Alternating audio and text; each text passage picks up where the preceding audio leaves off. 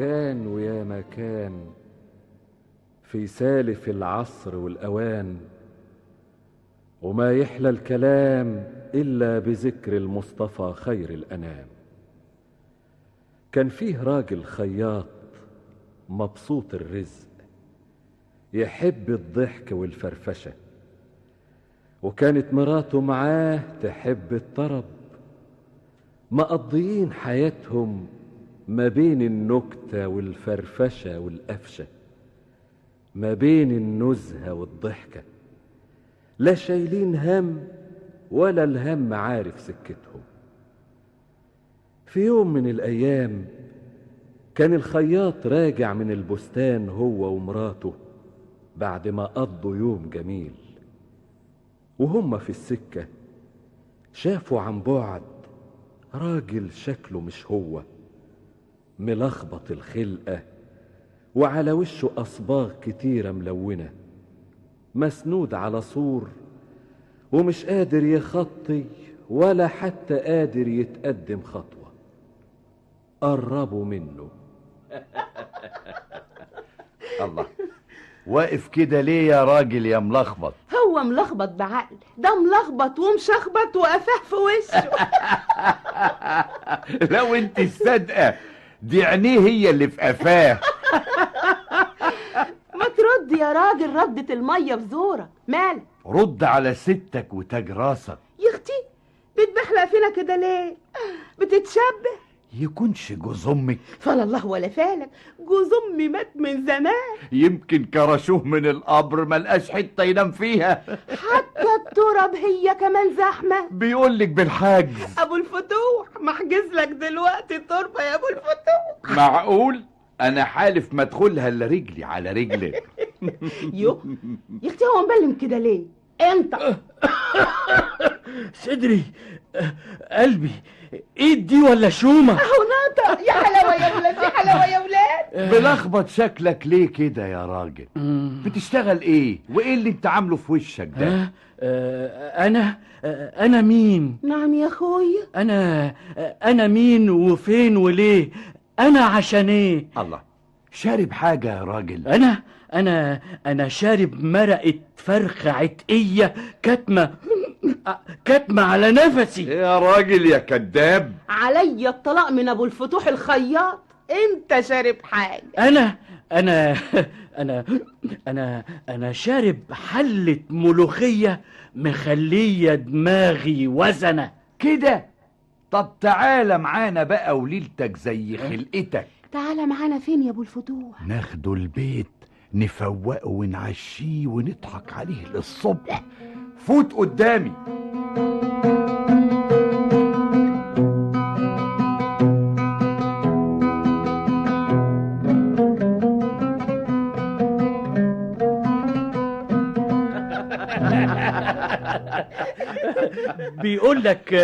بيقول لك واحد حب يقعد على طوبة قعد على أمشير. انت طلعت لنا منين يا راجل انت؟ انا طلعت لكم في البخ.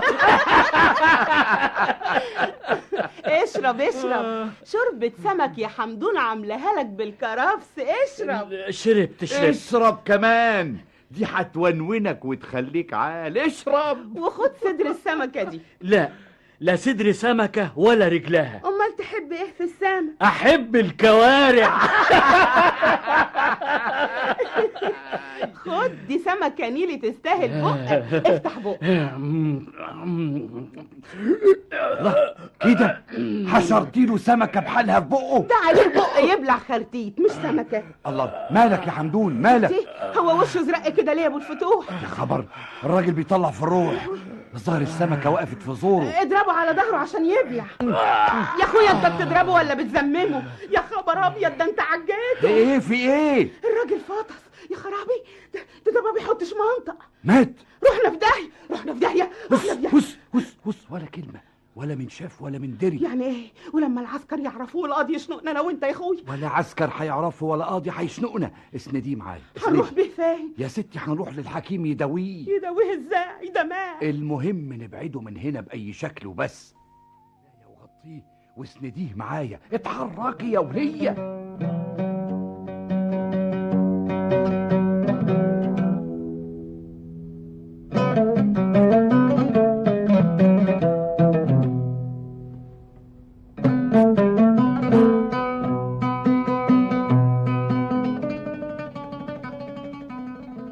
سندوه وفي جنح الليل أخدوه وعلى الحكيم ودوه.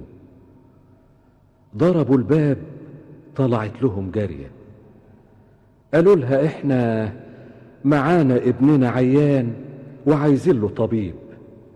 قالت حالا حنديله. دخلت بسرعة تنادي على الحكيم.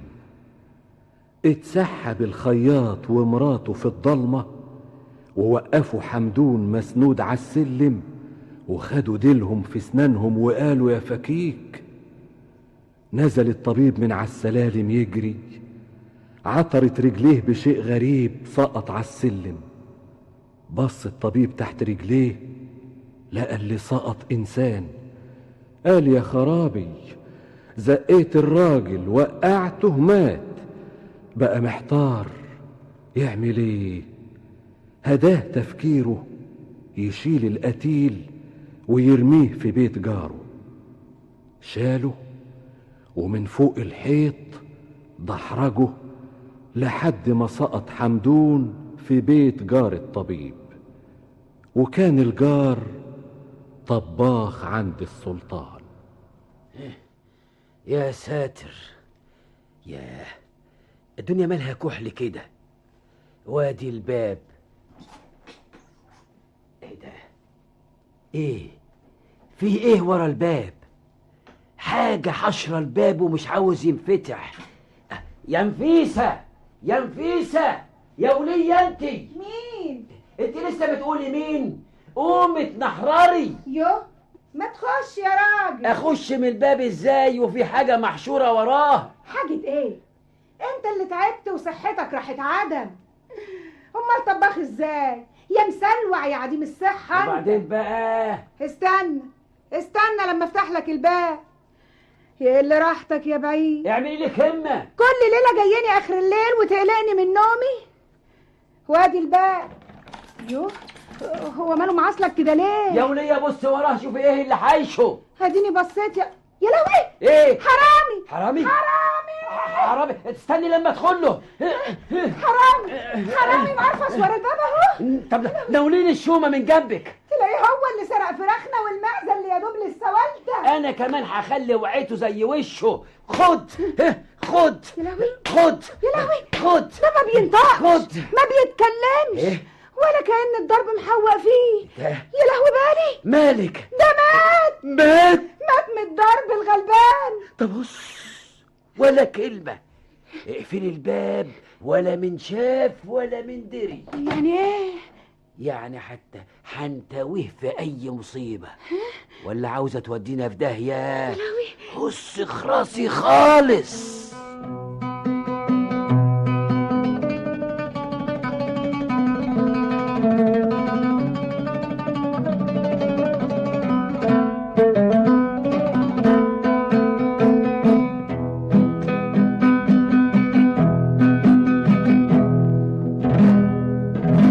شال الطباخ حمدون وفكروا انه من الضرب مات، ونزل على السوق وكانت الدنيا ضلمة والناس في عز النوم. وقصاد دكان من الدكاكين سنده وسابه واقف. اللي يشوفه من بعيد يقول حي يرزق. ورجع الطباخ بسرعة وقفل عليه الباب. وعلى باب الدكان حمدون المسكين واقف مسنود. اللي يشوفه يفتكره من الحيين. وعلى وش الفجر معدي راجل من التجار كان سهران في بيت من البيوت وراجع البيت سكران.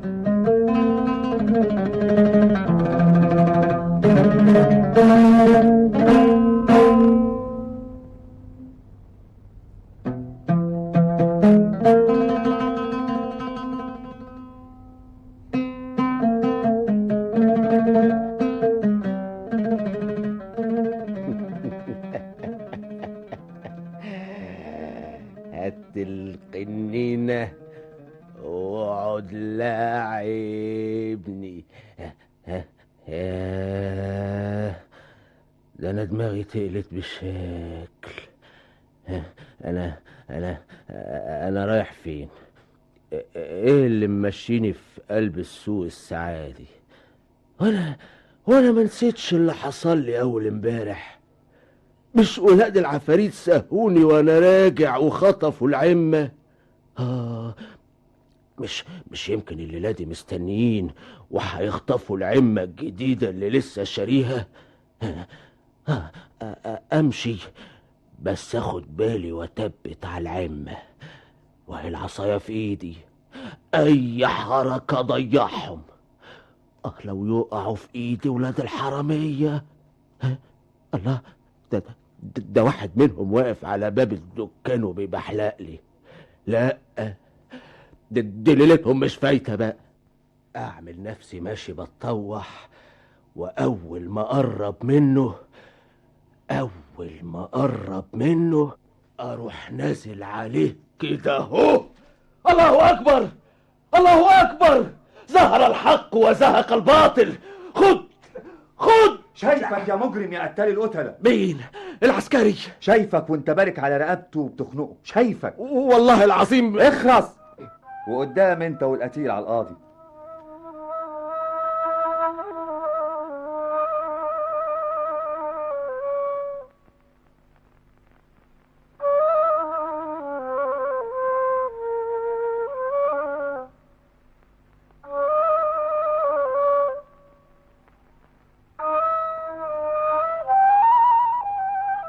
شالوا القتيل وعلى بيت القاضي ودوه ومعاه التاجر المتهوم.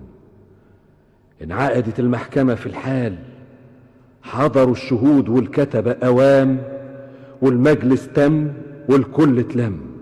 ومحكمة قام الشهود قالوا على اللي شافوه، وبعد الشهود جا دور التاجر المتهوم واعترف التاجر في الحال.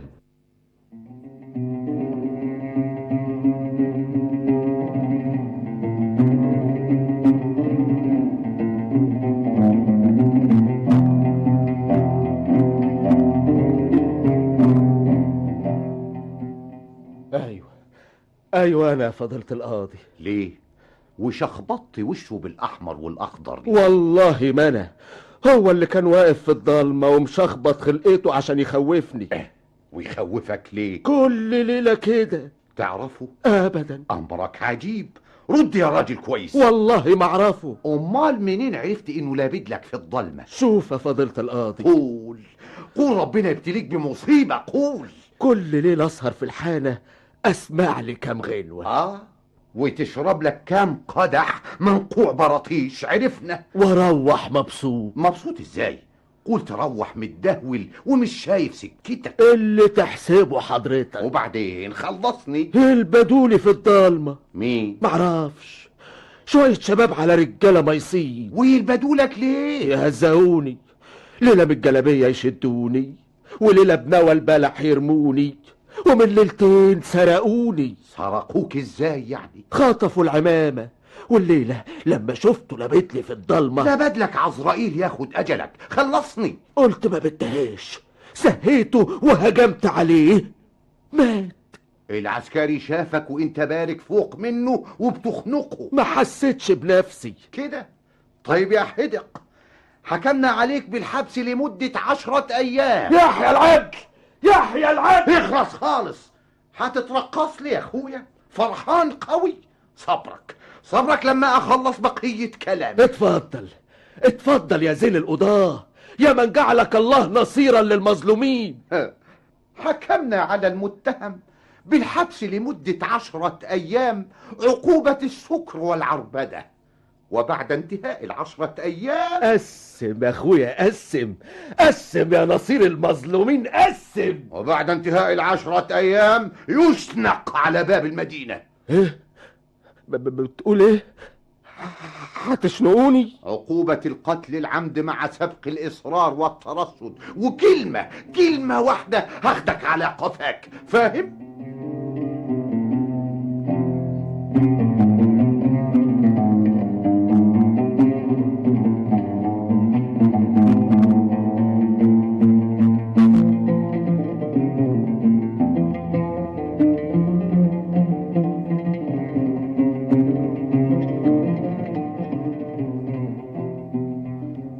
الخبر في البلد حضروا عشان يتفرجوا، واخر النهار كان الكل متجمع. انحط حبل المشنقة في رقبة المسكين، ويدوب هيسحبوا من تحت رجليه الطبلية، صرخ واحد من الموجودين: عندك الراجل ده بريء، واللي قتل حمدون انا اللي قتلته، ومراتي تشهد عليا. وقفوا الشنق وانعقدت المحكمة من جديد.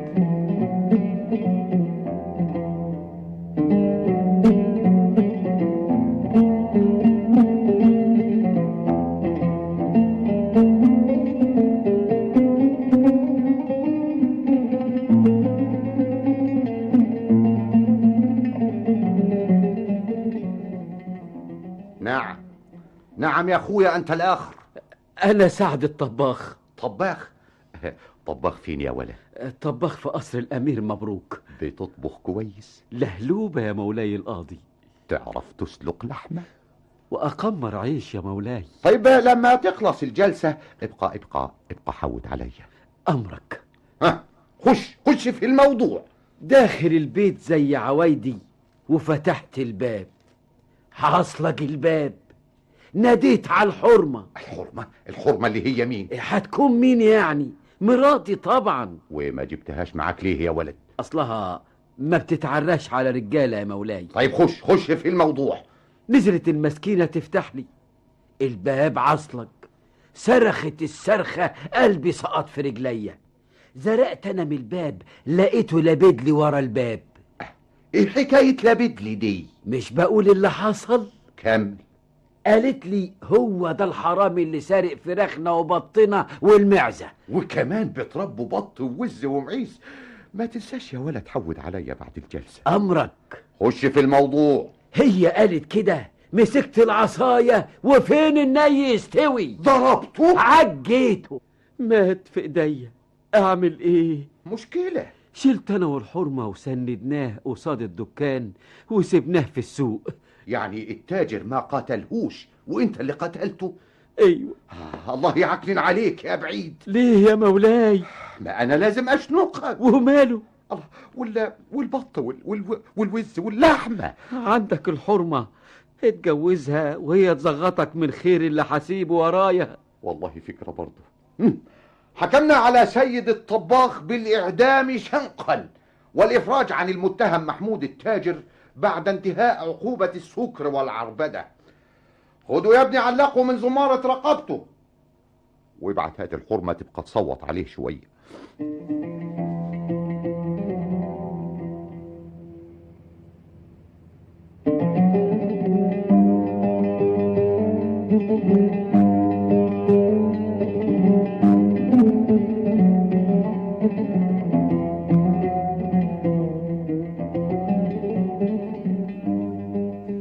يا دوب هيسحبوه حضر الطبيب يصرخ وقال على اللي حصل.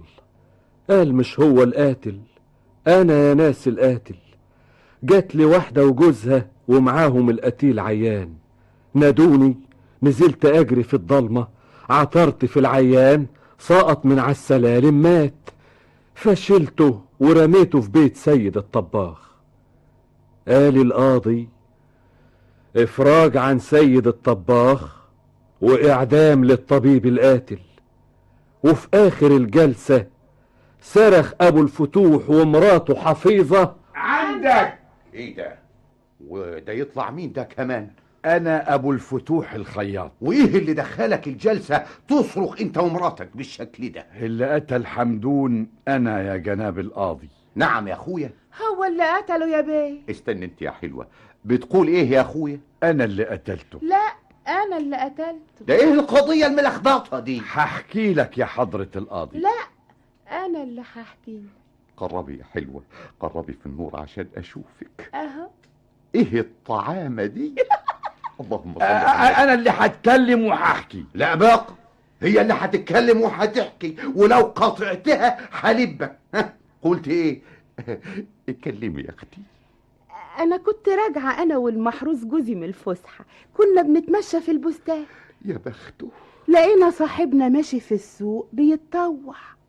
صاحبنا اللي هو مين؟ حمدون القتيل. ها وبعدين؟ حاطط في وشه احمر واخضر ودهن قرطه بالدقيق. قلنا ناخدوه ونعشوه ونضحكوا عليه. وبعدين؟ كان عندنا سمك مقلي، قعدنا هو ينكت وانا زغطه، حشرت له سمكه بحالها في بقه ما حطش منطق. ازاي يعني؟ زاور وزرق، والظاهر والله اعلم السمكه وقفت في زوره. طب اعمل ايه بقى في التهمه دي؟ شلتوه وديتوه لبيت الطبيب. طلعت الجاريه تنادي عليه، سندناها على السلم وقلنا يا فكيك. حلاوتك انت يا طعم. الله، يعني انت اللي موتيه؟ ايوه يا اخويا. انت متأكدة؟ زي ما انا شايفاه. حكمنا بالشنق على ابو الفتوح الخياط. هو انا عملت حاجة؟ الرأي رأي المحكمة، ولو نطقت كلمة هاكلك بسناني. طب وانا؟ انت يا طعم انت افراج. بس انا اللي حطيت له السمكه في بقه كتمت على مراوحه. ايوه بس مين اللي اشترى السمك في الاصل؟ سابوا الفتوح. ولولا انه اشترى السمك ما كانش المرحوم مات. مش كده يا طعم؟ كده يا اخويا. الله، واحنا بنلعب ولا بنلعب؟ خدوه اسلقوه. عندك؟ ربنا يهد حيلكم يا ابو عدا. عندك ايه تاني؟ مولاي السلطان طالب المتهمين والقتيل في التو والحال. مولاي السلطان، والله رحت في داهية يا قاضي نعسان.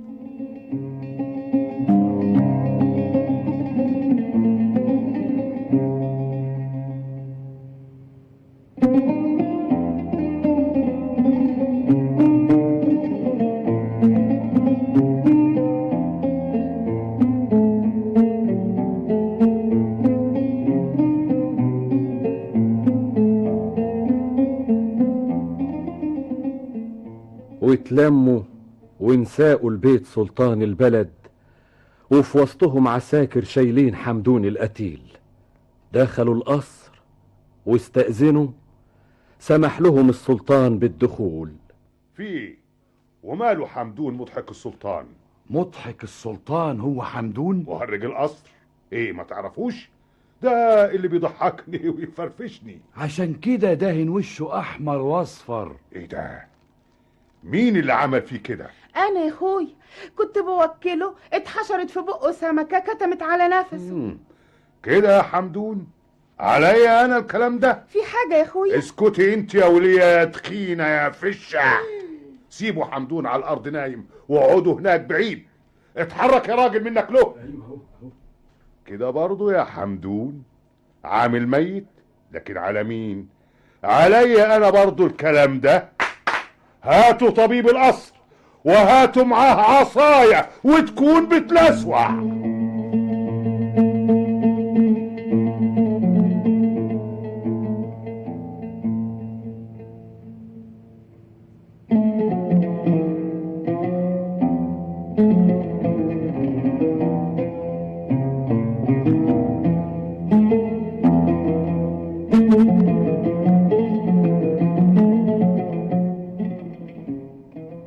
حضر الحكيم في الحال، كشف على حمدون، أمر بزيت دافي ومدلكات القصر. دلكوا حمدون رقبته وزوره بالزيت والدهان، وباللكمية زغد الطبيب حمدون. لكمية في ظهره جديدة طيرت السمكة من بقه. السمكة طارت من هنا، صرخ حمدون وقال حرمت. نزل عليه السلطان بالعصاية يلسوع فيه، وحمدون يتنطط ويرقص من الفرحة، والناس حواليه تضحك وهي فرحانة. وأفرج الوالي عن الخياط وعن حرمه وعن الطباخ والحكيم والتاجر. لكن بعد ايه؟ بعد ما نشف جلد البعدة من القتيل اللي لا كان قتيل ولا غيره.